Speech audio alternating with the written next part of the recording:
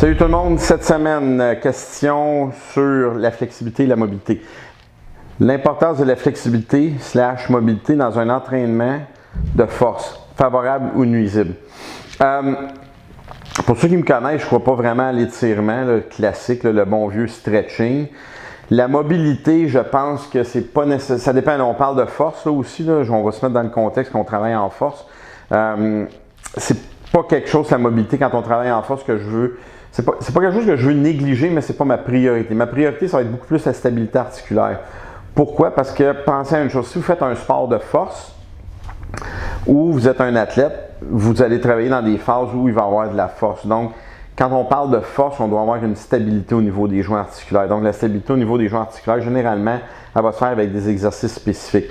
Au niveau des épaules, au niveau des genoux, au niveau des coudes, peu importe. Et ça, c'est favorable au développement de la force parce qu'on est dans un sport, comme on appelle en anglais, dans un sport de stiffness. On est dans un sport de rigidité. Donc, c'est pas qu'on veut accentuer cette rigidité-là, mais par contre, ce qu'on veut faire, c'est qu'on veut régulariser notre rigidité pour être capable d'effectuer un mouvement. La flexibilité, en fait, juste démêler un peu les termes. La mobilité, c'est comment votre joint articulaire va bouger sur le nombre de degrés qui lui est octroyé. Donc, si j'ai mon articulation au niveau de l'épaule, qui est une articulation sphéroïde, ça va bouger généralement sur 360 degrés. Donc, mon coude, lui, c'est une articulation gynglième, donc c'est flexion-extension. La fibre musculaire, c'est la capacité à la fibre musculaire à s'allonger selon le segment et selon le mouvement. Donc, je sais que mon biceps et mon triceps vont suivre qu'est-ce que l'articulation donne comme mouvement. Donc, tandis que la mobilité, c'est comment mon articulation va bouger sur le nombre de degrés comme j'ai mentionné.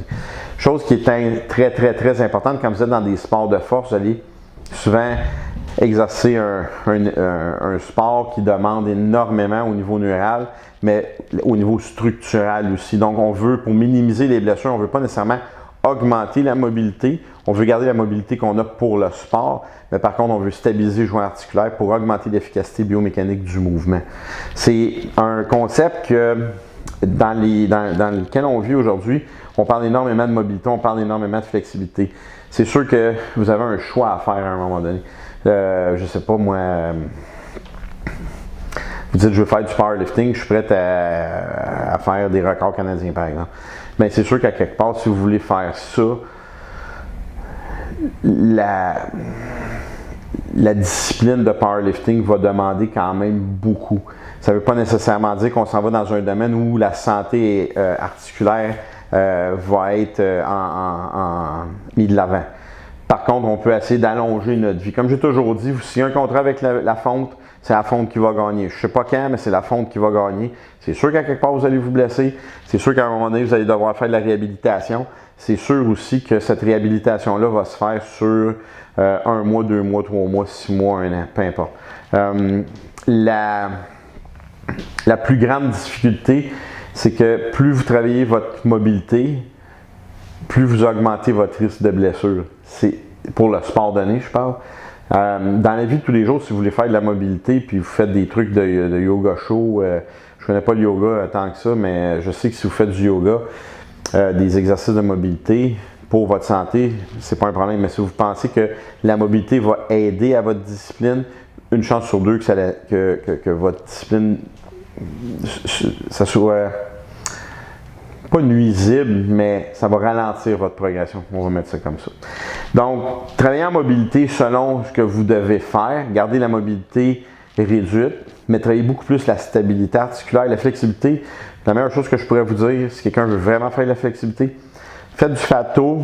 Fait que ceux qui suivent nos capsules, vous allez voir qu'on a fait une publicité dernièrement sur le FATO qu'on offre ici au gym. Allez voir mon collègue de travail, Alexander Charles McLean, qui travaille en ART. C'est la meilleure façon. Face it, il n'y a pas personne qui va faire un 25 minutes d'étirement dans son sol chez eux un vendredi soir. Personne. Après 30 ans de carrière, j'ai personne qui s'est étiré et j'ai personne qui va le faire. Fait on va tout de suite couper cut de crap, comme on dit. Vous ne ferez pas de stretching chez vous, jamais. OK? Allez voir un spécialiste, puis ça va vous aider si vous voulez vraiment faire de la flexibilité. Donc, mobilité réduite, stabilité, puis faites du ART pour les tissus musculaires ou du FATO. Sur ce, bonne semaine, puis on reparle de force sous peu. Salut!